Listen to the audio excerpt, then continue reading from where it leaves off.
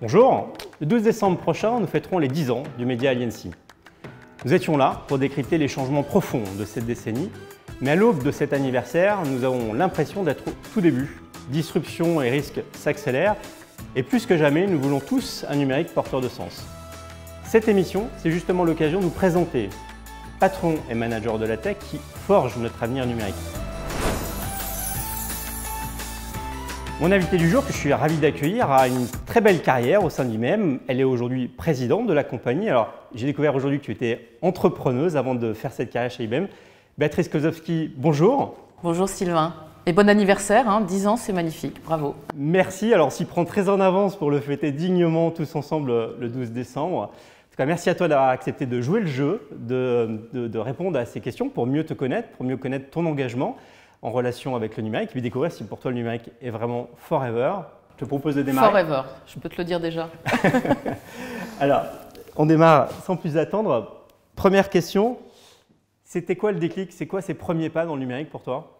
Alors en fait, à l'âge de 20 ans, pendant mes études, j'ai monté une société. À l'époque, on ne disait pas une start-up, enfin bref, j'ai créé une société que j'ai dirigée pendant 6 ans, une société de marketing direct et de marketing téléphonique. Et l'un de mes plus gros clients, c'était IBM. J'en avais d'autres aussi dans le secteur de l'informatique puis numérique. Et j'avoue que ça a été quand même une révélation extrêmement intéressante d'aller creuser à quoi ça sert, ce que ça apporte, etc. Voilà, premier contact, première rencontre. Et après, jamais d'autres compagnies, donc ça a été une expérience extraordinaire. Alors, une petite incursion étonnante peut-être pour toi dans la cosmétique pendant 3 ans, et après j'ai intégré IBM et ça fait 28 ans de passion. Je te propose de choisir une question de 1 à 5 pour effectivement faire ce petit parcours avec toi. Dans le rouge? Dans le rouge, à gauche. Allez, numéro 3. Allez. Le mentor, le coach qui t'a le plus inspiré? Alors en fait, il y a plusieurs personnes et je pense qu'une vie, un parcours, ce sont des rencontres incroyables. Donc moi, quelques femmes extraordinaires chez IBM qui m'ont encouragée à pouvoir véritablement me développer, grandir professionnellement, tout en m'aidant à maintenir une vie de famille, une vie privée et n'avoir aucun doute sur le fait que bien évidemment les deux sont possibles. Voilà, parce que je dirais que je vois encore certaines jeunes filles qui se posent la question, donc très franchement, c'était important d'avoir ce soutien. J'ai également eu la chance d'être la directrice de cabinet du président d'IBM Europe, Moyen-Orient, Afrique, Mark Elliott, un Américain qui a été extraordinaire. Je pense l'un des plus grands supporters des femmes dans le numérique et qui m'a aidé voilà, à trouver mes marques et à m'encourager. Mais quand je prends un peu de recul, je me rends compte que finalement, mes meilleurs coachs, ce sont mes 2 filles. Là, elles ont 25 et 27 ans, mais depuis l'adolescence, elles m'ont beaucoup challengé, posé des questions qui dérangent. Et les bonnes, hein? Les bonnes questions, par exemple, maman, mais à quoi ça sert ce que tu fais? Toi, qu'est-ce que tu fais pour changer le monde? Et c'est magnifique parce que voilà, je pense que ça fait avancer. Alors, on a eu quelques interviews de gens qui ont fait leur carrière chez IBM. Enfin, on retient quand même à chaque fois cette dimension humaine extraordinaire dans cette compagnie. Oui, je confirme. Moi, c'est vraiment ma motivation numéro 1. J'avoue que l'innovation, c'est fascinant. C'est toute une histoire, 111 ans d'innovation. Ça donne des frissons quand on emmène les clients dans les laboratoires avec nos chercheurs. C'est passionnant. Il y a des tas d'applications de cette innovation qui sont fondamentales pour la société, pour la transition climatique, etc. Mais avant tout, ce qui donne vie à la technologie, ce qui donne du sens et ce qui vraiment nous assure que l'usage va être dans le sens du bien commun ou de la valeur, ce sont les femmes et les hommes. Voilà. Donc pour moi, c'est vraiment le fil conducteur. Allez, une autre question. Une anecdote amusante d'un souvenir professionnel qui te revient? Alors, effectivement, je pense qu'on a tous à un moment donné de sa carrière des petits dérapages, des petits moments de solitude. Un grand moment de solitude. Et nous, on a notre grand rendez-vous annuel au Carrousel du Louvre avec 3000 clients et partenaires. Donc vraiment un gros événement. Et je me souviens de deux éléments incroyables. Le premier, c'est qu'on s'est dit on va faire un choc et une surprise à nos clients, évidemment sans le dire, c'est de déclencher une cyberattaque pendant la session, comme s'il y avait une véritable interruption par des hackers. Et ça a été extraordinaire parce qu'en fait, les clients ont vraiment cru qu'il y avait une cyberattaque. Donc j'avoue que… Et ils ont vraiment trouvé génial de pouvoir régler le problème en fait. Ah mais oui, et moi ce que j'ai adoré, c'est que pendant la phase de préparation, à la fois on était hyper sérieux, vraiment on s'est bien marré parce que c'était, on regardait tous les détails croustillants, et puis après de vivre la scène avec nos clients en temps réel, ça c'était génial.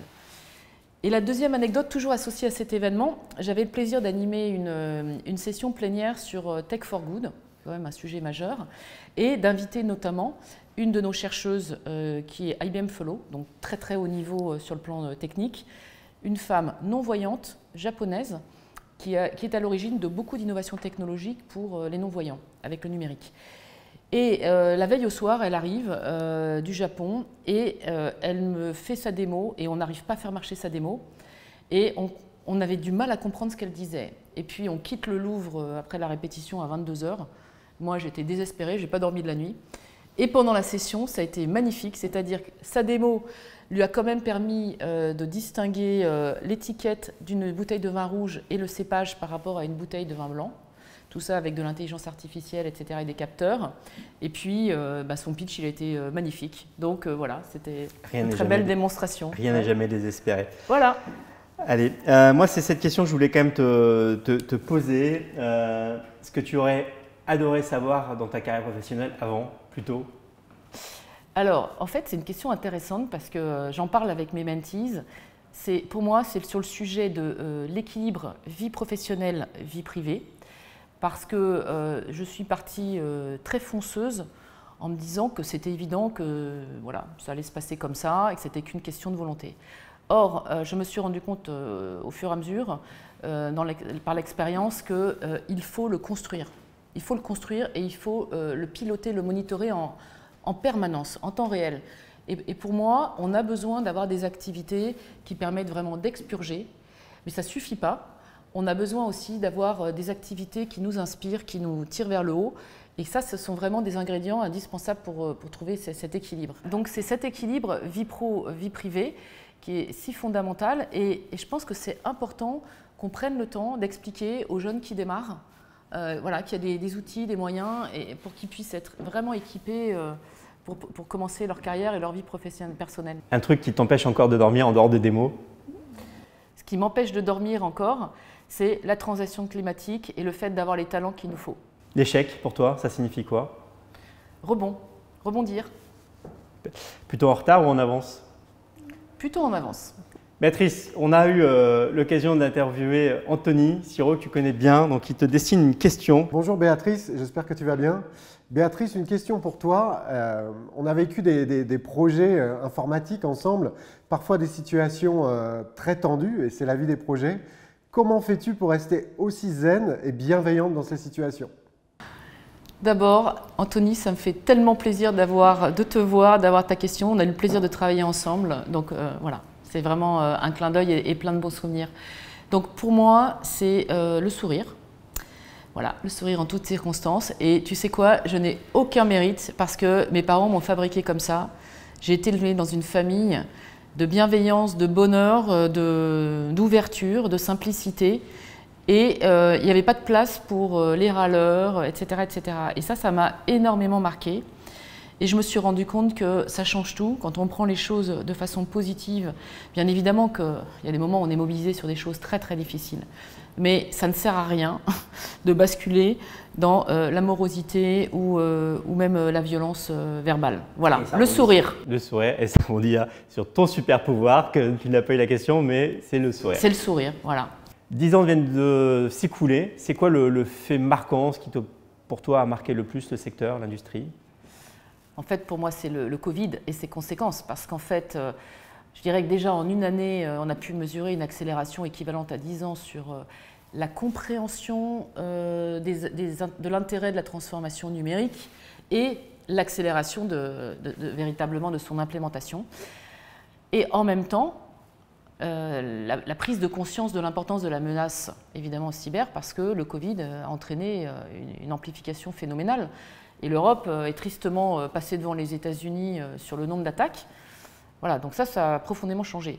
J'aurais quand même en rajouté deux, si tu me permets, Sylvain.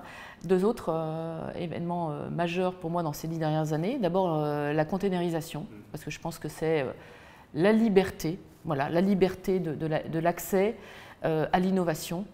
Et puis, je dirais, à tout type d'environnement et de pouvoir véritablement être très fluide, très interopérable. Et puis… le quantique. Le quantique. Il fallait bien que j'en parle. Faut-il s'inquiéter de la place du numérique dans nos vies? Non, bien sûr que non. Il faut s'en préoccuper positivement, parce qu'on a bien sûr beaucoup de choses à faire, mais c'est absolument essentiel, positivement. Ta vision du futur du travail, je crois que c'est un sujet qui t'inspire. Oui, absolument, c'est fondamental. Donc là aussi, des avancées majeures et qui nécessitent pour nous de vraiment nous adapter et d'être très créatifs et inspirés.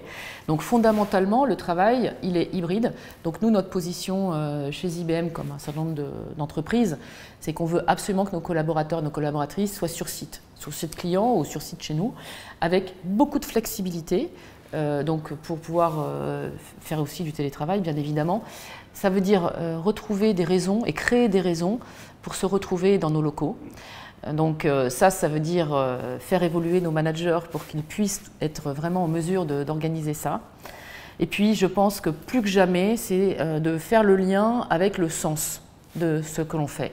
Donc ça veut dire aussi non seulement travailler sur des choses qui servent à quelque chose, mais également donner la possibilité aux collaborateurs d'agir et de s'investir au-delà de leur job sur les causes qui les intéressent. Une urgence pour toi? Elle est double. Elle est sur le plan de la transition climatique.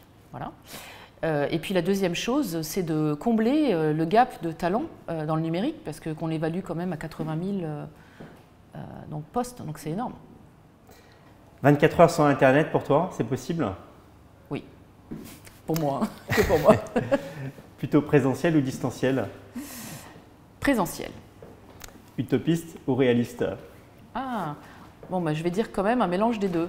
Et heureusement. Tout est possible, l'hybridation aussi dans le choix. Voilà. Très bien. Allez, une personnalité qui donne du sens au numérique selon toi, qui t'inspire? Alors, c'est le collectif des acteurs du numérique. Honnêtement, moi je ne suis pas du tout dans le star system. Je suis autant émerveillée par un jeune qui nous rejoint dans notre garage pour travailler sur des expérimentations, des MVP avec des clients, avec les équipes techniques, etc., qu'une de nos chercheuses ou les équipes de nos clients qui travaillent avec nous sur des projets, donc, ou nos partenaires. Donc, ce que je trouve extraordinaire dans le numérique, ce qui me motive honnêtement, c'est la diversité des métiers, la complémentarité et le fait que voilà, on travaille en équipe avec nos clients, nos partenaires. Et ça, c'est inspirant, ça, c'est porteur. Tout le monde peut être acteur et jouer son rôle. Alors, on arrive à l'issue de cet entretien. Est-ce que tu as un message à passer aux équipes d'Aliency pour ces 10 ans? J'ai un message, oui, effectivement, qui me touche vraiment parce que, en fait, vous cultivez la valeur de la collaboration, de l'écosystème et du collectif par rapport aux défis qui nous attendent. Et ça, vraiment, pour moi, ça correspond tellement à mes convictions. J'ai vu qu'on a été capable, véritablement, moi, ça fait donc plus de 25 ans que je travaille, qu'on a été capable de faire des choses qui étaient sur le papier impossibles. Et à chaque fois, c'était parce qu'on avait construit un collectif qui avait la bonne diversité, la bonne complémentarité, le bon punch, etc. Et en fait, c'est pour moi fondamentalement le message que vous véhiculez. Donc surtout, continuez. Merci. Ça me touche, ça touchera toutes les équipes aussi, ce message, parce que c'est ce qu'on essaie de faire au quotidien. Et que ça soit effectivement salué de cette manière, c'est effectivement… Merci beaucoup, Béatrice. Dernière question, ce coup-ci, est-ce que le numérique pour toi est vraiment forever? Forever, absolument. Je confirme, je signe. Merci Béatrice. Merci à toutes et tous de nous avoir suivis. Alors, je vous invite vraiment à aller découvrir toute cette galerie de portraits et ces parcours passionnants de patrons et managers de la tech. Et puis surtout, rendez-vous pour le 12 décembre pour les 10 ans d'Aliency. Merci Béatrice, j'espère qu'on s'y retrouvera. Avec grand plaisir. Merci beaucoup Sylvain. Merci et à bientôt.